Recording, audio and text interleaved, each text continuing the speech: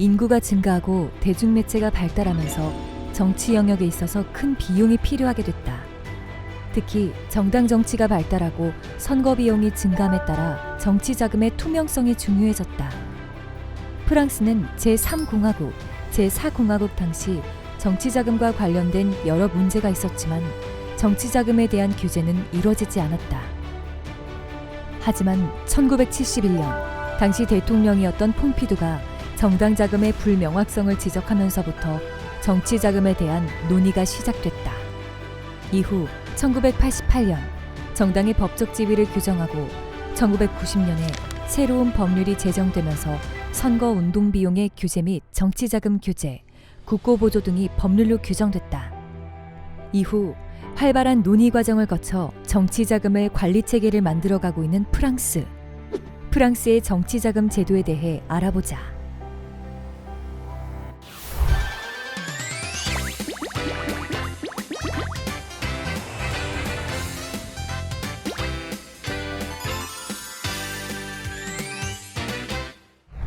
세계 속 민주주의를 만나다 프랑스 편 진행을 맡은 아나운서 김민아입니다. 지난 시간에 이어 프랑스의 정치 제도에 대해서 이야기를 나눠볼 텐데요. 정치에서 빼놓을 수 없는 게 바로 정치 자금이죠. 이 이야기를 오늘은 나눠볼까 합니다. 프랑스는 정치 자금을 관리하는 창구를 단일화하고 객관화시키면서 정치 자금 관리를 위한 노력을 하고 있다는데요. 또한 정치 자금과 정치인의 정책 연결 결정에는 어떤 연결고리가 있는지도 함께 살펴보도록 하겠습니다. 1부에 이어서 고려대학교 평화와 민주주의 연구소 최인숙 연구 교수님을 모셨습니다. 안녕하세요. 반갑습니다. 반갑습니다.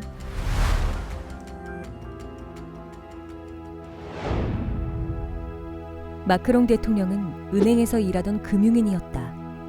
그의 정치 경력은 사회당 출신의 올랑드 대통령 시절 재경부 장관을 지낸 게 전부이다. 하지만 2016년 정당도 아닌 정치 조직 전진을 만들어 대통령 선거에 뛰어들었다. 그 결과 짧은 정치 경력에도 불구하고 프랑스 제25대 대통령에 당선됐다. 정치 신인이었던 마크롱은 당시 정치 자금 또한 부족했다고 전해진다. 그런 그가 어떻게 1차 선거와 2차 선거를 치르고 대통령까지 당선될 수 있었을까? 네, 1부에 이어서 2부 역시 이 프랑스의 마크롱 대통령 이야기로 시작을 좀 해볼까 하는데요, 교수님.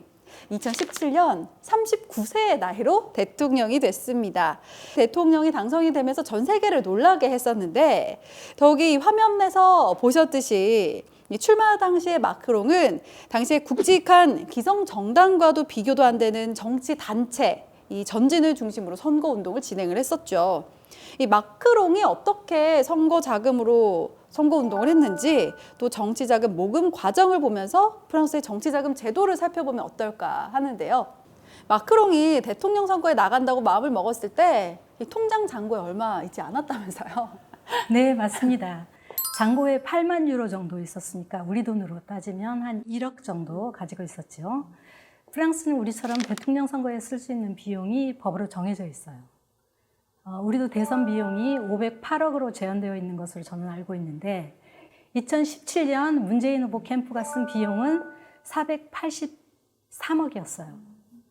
그렇다고 치면 프랑스는 한도액이 2,200만 유로, 결선 투표의 경우에요. 2차 투표. 우리 돈으로 약 297억 원이니까 우리하고 비교하면 좀 많이 적은 편이죠. 자, 마크롱 이야기로 다시 돌아가면 마크롱은 대선에 나가려고 할 때 잔고가 약 8만 유로였으니까 어찌 보면 거의 빈털털이었죠. 그래서 생각한 게 후원금 모금이었어요. 마크롱의 최측은 크리스티앙 다나르라는 사람이 있어요. 그 사람이 후원금을 모으기로 마음을 먹었어요. 후에 대통령 선거가 치러진 후에 크리스티앙 다나르가 쓴 이메일이 공개되었는데 그거를 보면은 대선 캠페인 비용은 2,200만 유로로 제한되어 있다. 자, 그러면 우리는 은행에서 900만 유로를 빌릴 수 있고 만약 선거에서 5%를 넘기면 국가에서 받아 이를 상환할 수 있다. 따라서 우리는 1,300만 유로 우리 돈으로 따지면 175억 원인 셈이에요. 구해야 한다. 1,300만 유로에서 뒷자리를 떼고 최소 1,000만 유로로 계산한다고 해도 한 사람당 7,500유로씩 기부금을 받는다면 1,333명한테 기부금을 받아야 된다라고 적혀 있어요. 7,500유로면 우리나라 돈으로 한 1,000만 원 정도 되지 않나요? 그럼 처음부터 약간 고액 기부를 생각을 한 것 같기도 한데 그러면 개인당 후원금의 한도액이 어떻게 되나요? 네, 정확한 지적입니다. 당시 개인이 기부할 수 있는 한도는 7,500유로였어요. 그렇기 때문에 마크롱 캠프에서는 처음부터 많은 사람들로부터 소액 기부금을 모으려는 생각보다는 개인 한 사람당 최고의 후원금을 받을 생각을 했던 거지요. 1,000만 원씩? 네네. 네. 자, 개인이 정당에 후원하는 기부금은 연간 7,500유로예요. 그런데 그 개인이 또 후보자 개인에게 4,600유로를 기부할 수가 있어요. 최초의 후원자는 전진의 선거 캠프에서 재정을 담당한 보좌관이 있는데 그 보좌관 이름이 에마뉴엘 미켈이었어요. 미켈의 아버지 7,500유로를 수표로 마크롱의 선거협회에 후원을 했어요. 이후에 이제 마크롱과 은행에 근무했던 몇몇 지인들, 외신을 통해서 한국 사람들도 알고 있으리라 생각을 하지만 마크롱은 2016년 경제부 장관 되기 이전에 로스차일드에서 근무를 했어요. 그렇기 때문에 은행에 근무하는 지인들이 많았고 그 지인들이 후원금을 내기 시작하면서 액수가 불어나기 시작했지요. 그리고 중요한 건 프랑스는 기업이나 노조가 정치 후원금을 낼 수가 없어요. 기업으로부터 자금을 받지 못할 뿐더러 공간이나 서비스를 무료로 제공받는 경우에는 선거법에 위반돼요. 그리고 돈을 주고 기업의 서비스를 이용했다 치더라도 서비스가 시장가보다 낮은 경우에는 조사를 받을 수가 있어요. 마크롱 역시 기업한테 후원금을 받은 적은 없어요.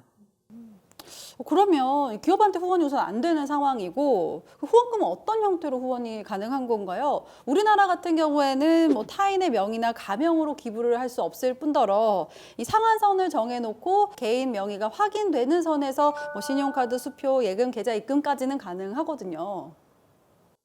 네, 프랑스의 경우는 우리하고 좀 다른 면이 있어요. 기부자들의 신원이 공개되지가 않아요. 물론 프랑스의 경우도 상한선은 있어요. 예를 들면 프랑스의 경우 현금으로 받을 수 있는 후원금은 150유로예요. 150유로가 넘는 경우에는 수표나 계좌이체 또는 자동이체가 가능한 은행카드를 이용해야 합니다. 또한 정치자금을 모금받을 수 있는 액수가 선거마다 달라요. 근데 액수가 만약에 15,000유로 이상인 선거의 경우는 후보자가 현금으로 모금할 수 있는 액수는 그 후보자가 합법적으로 지출할 수 있는 정치자금 총액의 20%를 초과할 수 없도록 법적으로 정해져 있어요. 그렇다면 저희가 이제 마크롱 대통령 선거랑 비교를 해서 정치 자금을 알아보는데 마크롱 대통령 때는 주로 누구로부터 정치 자금을 모금했는지 궁금해지는데요. 궁금하시죠? 자, 대선 자금의 절반은 프랑스의 통 큰 후원자들이 기부했다고 보면 돼요. 프랑스 역사상 뭐 전무후무한 일로 기록되기도 하는데요. 선거자금위원회가 가지고 있는 후보자 명단은 익명으로 되어 있지만 마크롱 대통령이 되고 난 2년 후에 프랑스 길디르라고 하는 방송에서 공개를 했어요. 근데 그 후원자 명단은 아까도 말씀드렸지만 익명이에요. 그렇지만 그 기부금이 어디에서 들어왔는지 지역은 알 수가 있어요. 그래서 그 자료를 보면은 후원금 대부분은 수도인 파리 지역에서 들어왔어요. 거의 절반을 파리에서 모은 셈이에요. 그러나 파리 서부 부자 동네에 살고 있는 사람들은 프랑스 인구의 약 3%에 불과해요. 파리 서부 부자 동네라면은 파리에는 20구까지 있어요. 그런데 파리 6구, 7구, 16구 세 구를 말하는데 거기에 사는 부자들에게서 거액 후원금을 받지 않았나 추측할 수 있어요. 실제로 이들은 결선 투표 즉 2차 선거에서 90%가 마크롱에게 투표를 했어요. 그의 프랑스의 3대 도시인 리옹에서 2만 4천 유로를 모았고 와인의 본고장인 보르도에서 3만 5천 유로, 북부에 큰 도시가 있는데 그 도시 이름 릴이에요. 릴에서 3만 2천 유로를 모았어요. 전적으로 인심 좋은 부자 후원들에게 의존한 게 아닐까 저는 추정을 해요. 아마 은행가, 자산관리인, 변호사들, 웹사이트 운영자들, 이들이 후원금을 내지 않았다면 마크롱은 아마도 선거를 끝까지 치를 수 없었을지도 몰라요. 예를 들면 마크롱이 A한테 후원금을 받는데 A가 마크롱을 도와주기에 정치단체인 전신에 7,500유로를 기부해요. 그리고 마크롱 개인한테 4,600유로를 기부해서 한 기부자가 토탈 12,100유로를 기부한 셈이거든요. 이걸 하나로 환산하면은 약 1,700만 원 정도의 금액을 개인 한 사람이 마크롱 대선을 위해서 기부한 것이죠.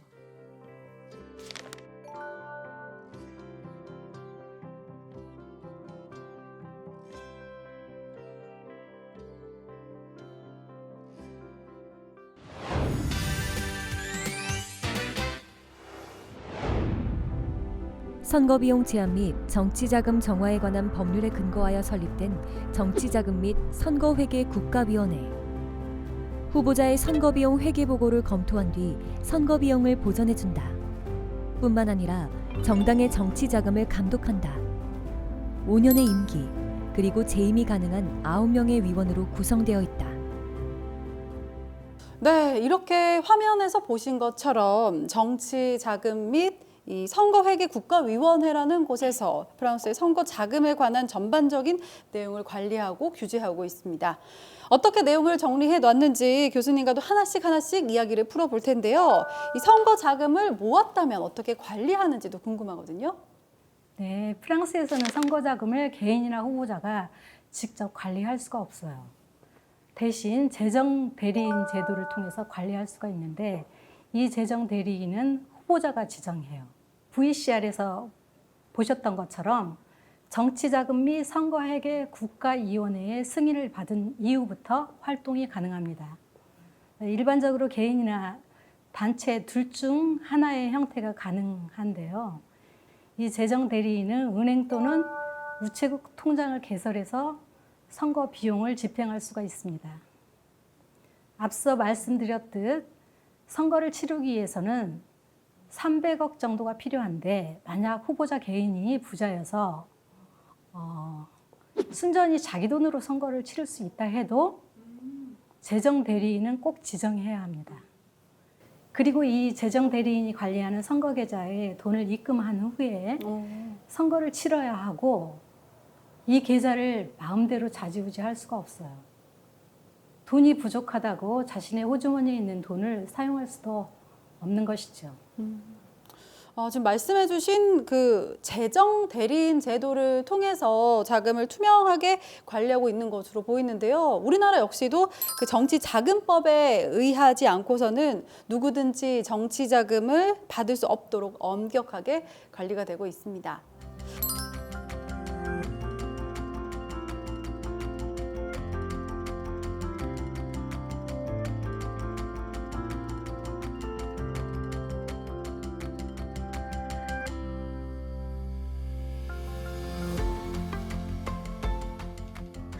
특히 프랑스는 호주머니에 아무리 많은 돈이 있더라도 반드시 지출 한도액을 지켜야 하는데요. 물론 우리나라도 양상은 비슷하게 진행이 되고 있죠. 예를 들면 프랑스의 전 사르코지 대통령이 아직까지도 재판 중인 걸로 알고 있거든요. 네, 맞습니다. 그 사건 이름은 비그말리옹 어페어, 그래서 비그말리옹 사건이라고 부르는데요. 이 비그말리옹 사건은 2012년 대통령 선거에서 사르코지 후보가 소속 정당이었던 대중운동연합, 불어로는 UMP라고 하는데 이 UMP의 대선 캠페인을 맡았던 홍보 이벤트 회사 이름이 비그말리옹이에요. 여기서 한 가지 알려드리자면 2012년 대중운동연합은 현재 공화당의 전신이에요. 당시 1차 선거에서 쓸 수 있는 선거자금 한도액을 니콜라 사르코지 캠프에서는 초과했고 이를 이제 숨기고자 하니까 허위 영수증을 만들었겠죠. 그래서 선거자금에 사용한 게 아니고 당에서 다른 목적으로 쓴 비용처럼 조작을 했다는 지금 혐의를 받고 있어요. 네, 여전히 재판 중인 거죠? 네, 여전히 재판 중이에요. 아마 이 사건의 결과는 올 12월이 되어야지 결말이 날 겁니다. 프랑스 역시 크고 작은 정치 자금 스캔들이 있어 왔다. 2001년 자크 시라크 대통령이 사적인 여행 경비로 약 4억 4천만 원의 현금을 사용한 사실이 알려졌다. 문제는 이 현금의 출처. 자크 시라크 전 대통령은 혁명기념일 연설에서 총리 재직 시절 받은 특별 경비가 출처라고 밝혔다. 국민은 현금으로만 오가는 특별 경비의 실체에 대해 관심을 두기 시작했다. 하지만 실상은 프랑스가 공화국이 된 이래로 정치인들은 특별 경비를 호주머니 돈으로 챙겨왔었던 것. 자크 시라크 대통령 당시 2004년 조성한 특별 경비를 총리 공관, 엘리제궁, 정부에서 골고루 나눠 가지기도 했다. 그렇다면 역대 프랑스 정치인들은 정치자금법을 위반할 경우 어떻게 됐을까? 아프리카 다이아몬드 게이트의 주인공 지스카르 데스탱 전 대통령, 미테랑 전 대통령의 엘프 스캔들이 있었지만 아무 처벌도 받지 않았다. 때문에 이번 사르코지 대통령의 재판 결과 역시 국민들의 관심을 받고 있다. 오랜 기간 이어져온 사르코지 전 대통령의 재판. 과연 그 결과는 어떻게 될까? 여기서 한 가지 덧붙이자면 2012년 사르코지는 그 당시에는 사르코지 후보였죠. 대선 후 1차 선거 비용을 한 푼도 국가로부터 돌려받지 못했어요. 왜냐하면 비그말리옹 사건은 2012년 1차 선거에서 니콜라 사르코지 캠프가 걸렸기 때문이에요. 뿐만 아니라 사르코지는 지금까지 리비아의 독재자 무아마르 카다피로부터 현금으로 거액의 정치 불법 자금을 받았다는 혐의도 걸려 있어요. 그래서 지금 재판 중이에요. 네, 그 카다피는 사망했죠. 네네, 네, 맞습니다. 여러 가지 이 정치적인 상황을 볼 때 가장 핵심을 두는 것이 바로 이 한도액을 정해놓는 것 같은데 교수님 보실 때 이렇게 한도액을 정해놓고 엄격하게 규제를 하는 이유가 있을까요? 네, 과도한 선거 경쟁을 막아 비용을 줄이려고 하는 것이죠. 네네. 그렇다면 선거 자금을 돌려받는 과정은 어떻게 될까? 먼저 정치자금 및 선거회계 국가위원회에서 요구하는 상세 서류를 준비한다. 그리고 1차 선거일로부터 10번째 되는 금요일까지 정치자금 및 선거회계 국가위원회에 우편으로 자료를 보낸다. 만약 정치자금 및 선거회계 국가위원회에서 특정 선거자금과 관련해 의문사항을 후보에게 우편으로 지뢰하면 후보는 바로 답신을 우편으로 보내야 한다. 일반적으로 선거 공식 게시판에 붙이는 포스터, 각 가정에 배달되는 공약 홍보물, 선거용지 등은 국가에서 결제하므로 후보의 선거 비용에서 제외한다. 하지만 공식 게시판 이외에 포스터를 더 붙이고 싶어 추가 주문하게 되면 추가 비용은 선거 계좌의 지출 목록에 올라간다. 그렇다면 이 후보자들이 선거를 치르고 나서 들어간 비용을 역시 이곳에서 돌려주나요? 네네, 돌려받고 있어요. 그런데 경우에 따라서 여러 케이스가 있어요. 지역 주민 최소 2,500명인 경우에는 국가가 최소 5%를 득표한 모든 후보에게 선거 비용을 돌려주고 있어요. 단지 조건이 있어요. 정확한 캠페인 계좌와 증명서 등을 구비해서 제출해야만 돌려받을 수가 있어요. 그리고 5% 이상의 지지를 받고 선거 비용 지출을 선거법이 정하는 최대 금액을 넘지 않으면 국가는 최대 제한 금액의 47.5%를 환급해줘요. 그리고 선거법이 정하는 최대 제한 금액의 절반 이하를 쓰면 전액 환급을 해줘요. 즉 5% 미만의 득표를 했더라도 선거 한도액의 절반만을 사용했다면 선거 비용을 모두 돌려받을 수 있기 때문에 비용 때문에 선거에 못 나가는 후보자는 아마도 없겠죠. 이 점이 우리와 크게 다릅니다. 프랑스의 선거자금 공개 제도를 더 알아보자. 프랑스는 온라인을 통한 선거자금 공개는 이뤄지고 있지 않다. 하지만 정치자금 및 선거회계 국가위원회 매년 관보를 통해 후보자의 이름과 수입 지출 총액, 국가보조금, 이행금액, 결산금액 및 동위원회의 감사 의견 등이 포함된 회계보고 요약본을 공개해야 한다. 정당의 회계보고서도 관보를 통해서 매년 공개되며 누구라도 회계보고서 원본의 열람을 신청할 수 있다. 우리나라의 사례를 살펴보자. 대통령 선거, 국회의원 선거, 지방자치단체 선거, 교육감 선거 등 다양한 선거가 있다. 선거를 치르고 난 후 후보자가 사용한 법정 선거비용 중 일부를 보전해주는 선거비용 보전제도, 유효득표수의 10% 이상을 얻은 후보자는 선거비용의 50%, 유효득표수 15% 이상을 얻은 후보자는 100%를 선거비용 제한액 범위 내에서 보전받는다. 하지만 당선 무효에 해당하는 형이 확정되면 보전비용 전액을 반환해야 한다. 그리고 여기서 한 가지 덧붙이자면 돌려주는 시기인데요. 프랑스는 1차와 2차 투표가 이루어지고 있지 않겠습니까? 국가는 1차 선거 후보자 명단을 인쇄할 때 후보자들이 벽보나 팜플렛, 명함 등을 찍으라고 15만 3천 유로를 주고 캠페인이 끝난 후 이 비용을 삭감하고 나머지를 환불해줘요. 자, 이렇게 먼저 돌려주고 환불받고 이런 시스템으로 지금 진행이 되고 있습니다. 그래서 2017년 대통령 선거에서 각 후보자들이 1차 선거에서 쓴 정치 자금과 그리고 돌려받은 액수를 저희가 준비했습니다. 화면으로 확인해 보시죠.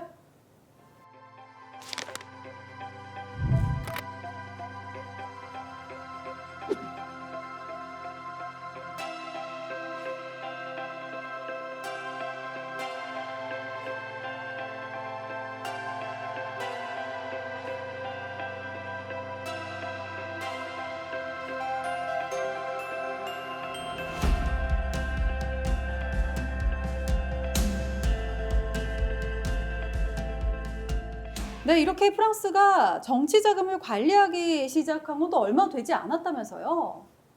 네네, 역사가 그렇게 길지는 않아요. 프랑스는 개인과 정당의 자유를 존중하는 정치적 문화를 가지고 있어요. 그래서 프랑스에서는 원래 정치 자금을 규제하는 법률이 사실상 존재하지 않았어요.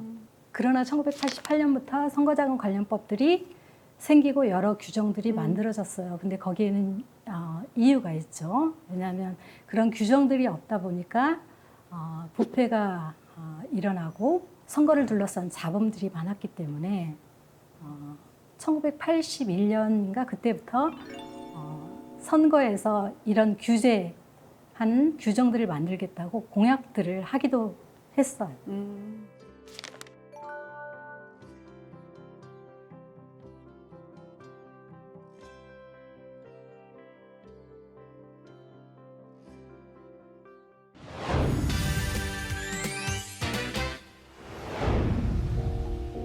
프랑스에서 본격적으로 정치 자금에 대한 논란이 일기 시작한 건 1971년 조르주 퐁피두 대통령 때였다. 이후 메스메르 수상, 데스탱 대통령 또한 정치 자금 규제 및 투명화 필요성에 대해 언급하면서 1988년 법률이 제정됐다. 네, 이렇게 앞서서 프랑스의 선거 자금이 어떻게 조달되는지 그리고 관리되는 것까지 이야기를 좀 나눠봤습니다.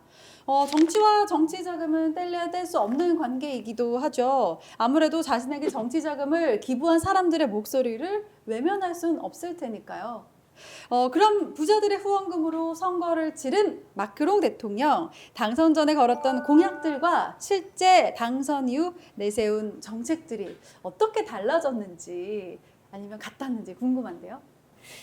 마크롱 대통령은 중도를 표방했어요. 좌파도 우파도 아닌 중도, 그리고 새로운 정치를 하겠다고 새로운 슬로건을 내걸고 대통령에 이제 당선이 됐는데요. 하지만 당선 이후의 행보는 국민들의 호응을 얻지 못했어요. 마크롱은 대통령이 당선되고 프랑스의 노동시장을 개혁하고 기업의 생산성을 끌어올린다는 목표를 내세우고 연금 개혁을 했고 또 세제 개편, 공무원 개혁 등을 했어요. 그런데 이때 프랑스 국민들의 반발을 좀 많이 샀죠. 네, 이렇게 마크롱이 대통령에 당선이 되고 나서 결과적으로는 좀 흐름이 좋지 않습니다. 부자들만을 위한 대통령이라는 비난에 직면을 했고 또 최근에 있었던 지방선거에서도 안 좋은 결과를 얻기도 했죠. 또 그 마크롱 대통령 집권 후에 최대 난제였던 그 노란조끼 시위도 최근에 일어났잖아요. 노란조끼 운동은 마크롱 대통령 취임 1년 뒤 시작됐다. 시위가 시작된 이후 여러 차례 지속됐다. 2018년 11월 17일 28만 명의 사람들이 유류세 인상에 반대하며 도로를 봉쇄했다. 시위대는 점차 과격해지면서 몇몇 명품 상점들을 약탈하거나 화재를 내기도 했다. 하지만 이런 과격한 노란조끼 운동이 왜 시작됐는지, 사람들의 분노 원인이 무엇인지 알아볼 필요가 있다. 시위가 계속되고 멈출 기세가 보이지 않자 마크롱은 프랑스 국민께 드리는 편지라는 장문의 글을 발표했다. 세금과 공공지출, 국가 및 공공서비스의 조직, 생태적 전환, 민주주의와 시민권이라는 4가지 의제를 두고 국민 대토론을 제안한 것이다. 프랑스를 노란색으로 물들였던 노란조끼 운동. 마크롱 대통령의 국민 대토론회와 유류세 인상을 철회하면서 점차 국민의 참여도가 낮아졌다.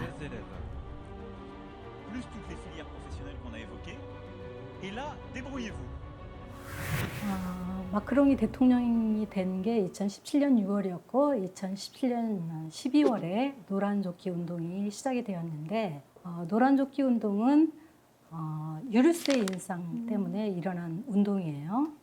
하지만 여러 요인들이 복합되어 있어요. 노란조끼는 본래 노란색보다는 노란 형광색 조끼로 택시 운전사들이 비상시에 입는 조끼예요. 그걸 택시에 다 두고 다닌다고 네네네, 하더라고요. 맞아요, 네. 맞아요. 비상시에 입기 때문에. 근데 유류세가 인상된 처음에 이제 택시 기사들이 이 옷을 입고 거리로 이제 쏟아져 나왔지요. 그런데 차츰 이에 동참하는 시민들이 이 조끼를 입고 길거리로 나왔어요. 사 입은 거죠. 네네, 그렇죠.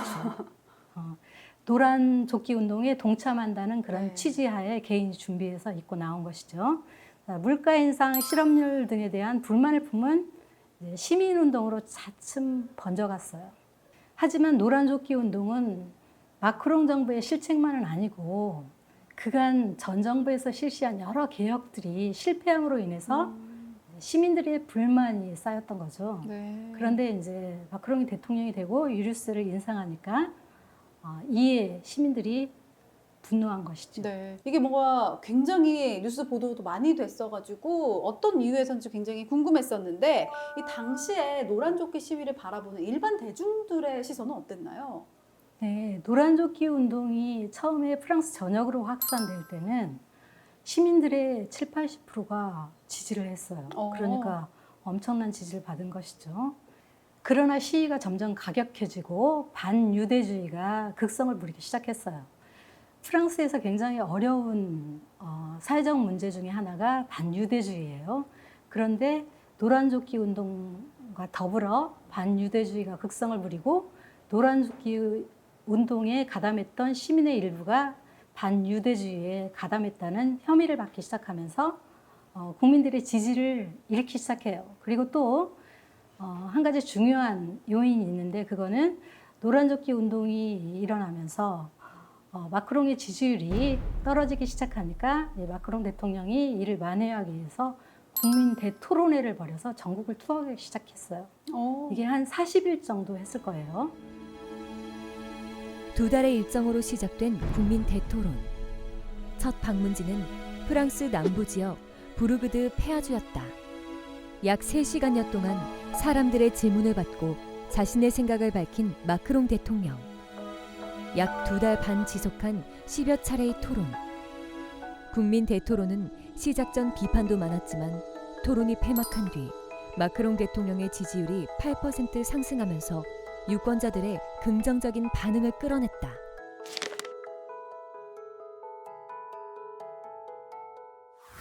그러면서 마크롱 대통령의 지지율이 점점 올라가기 시작했고 노란조끼 운동은 좀 시들해졌어요. 하지만 현재도 진행 중이에요. 좀 정말 오래 가네요. 2018년 12월부터 시작이 됐던 걸로 기억을 하는데 뭐 한때 프랑스 정부를 긴장하게까지 만들었던 노란조끼 시위와 선거 자금의 후원자가 누구인지 또 연결될 수 있다고 하니까 이 부분도 좀 흥미로운 것 같습니다. 이 프랑스는요, 선거 자금의 회계 보고서는 누구든 열람이 가능하지만 개인정보로 인해 후원자 명단까지는 확인이 어렵다고 합니다. 우리나라의 경우 정치자금법상 연간 300만 원 초과 기부자는 이름, 생년월일, 주소, 직업 등 인적사항과 후원금 내용을 공개하도록 되어 있는데요. 이 부분은 우리와 프랑스가 좀 다른 것 같습니다. 제 개인적으로 좀 판단하자면 우리나라 제도가 좀 더 좋은 것처럼 보이고요. 그럼 지금까지 프랑스의 정치 자금 제도에 대해 이야기를 나눠봤는데요. 교수님, 여기에서 우리에게 주는 시사점은 뭐가 있을까요? 프랑스에서는 앞서 말씀드린 사르코지 후보의 비그말리옹 사건처럼 선거 자금과 관련된 스캔들이 최근에 지속적으로 발생하고 있어요. 때문에 다양한 대안들이 토론되고 있습니다. 먼저 대통령 선거에서 지출할 수 있는 선거 자금의 상한선을 1,370만 유로, 이거 1차 투표의 경우에요. 그래서 1,000만 유로로 낮추는 것을 지금 검토 중이고요. 그리고 또 한 가지 말씀을 드리면 NGO 단체인 트랜스페어런시 인터내셔널이라는 단체가 있어요. 이 단체가 영국 모델을 참고하자고 지금 제안을 하고 있어요. 영국의 선거위원회에는 205명이 일하고 있는데 이는 프랑스의 정치자금 및 선거회계 국가위원회라는 기구가 있는데 여기에서 일하고 있는 인력의 4배라고 합니다. 프랑스의 정치자금 및 선거회계 국가위원회 인력이 많이 모자라는 셈이죠. 그래서 실시간 감독이 어렵다고 해요. 반면에 영국은 가능하다고 하고요. 따라서 영국 모델을 지금 검토 중이고 아울러 정치자금 및 선거회계 국가위원회가 인터넷 가짜뉴스라든지 언론, 여론조사, SNS도 감독하는 기관으로 확대해 나갈 예정이라고 합니다. 이처럼 프랑스 제도에는 장점도 있지만 그 제도가 안고 있는 한계점도 분명히 존재합니다. 우린 여기서 시사점을 얻어 우리 제도를 개선하고 발전시켜가면 좋겠다고 생각합니다. 네, 교수님 오늘 정말 말씀 잘 들었습니다. 사실 늘 선거 때마다 이 후보자들이 나라를 바꾸기 위한 공약을 내세우고 또 선거에 임합니다. 유권자들은 자신의 삶의 질을 향상시켜줄 공약을 내세우는 후보자를 선택하고 투표하는데요. 하지만 이 과정에서 꼭 필요한 선거 자금, 이 선거 자금을 모으기 위해서 자신을 지지하는 세력과는 조금 다른 이념을 가진 사람들의 후원금까지 받을 수 없었던 것은 아닐까 생각하는 시간이었습니다. 그렇기 때문에 이 선거 자금 관리를 하고 또 1인당 기부할 수 있는 한도액을 정해놓는 노력까지 하고 있는 프랑스의 선거 제도를 살펴볼 수 있었는데요. 국민의 삶을 한 단계 발전시켜 나가야 할 정치, 그리고 뗄 수 없는 정치 자금에 대한 이야기를 가져봤습니다. 프랑스의 정치 제도가 우리에게 주는 시사점은 무엇인지 고민해보고 나아가는 방향까지 모색해볼 수 있는 아주 의미 있는 시간이었습니다. 오늘 함께해 주셔서 대단히 고맙습니다. 감사합니다. 감사합니다.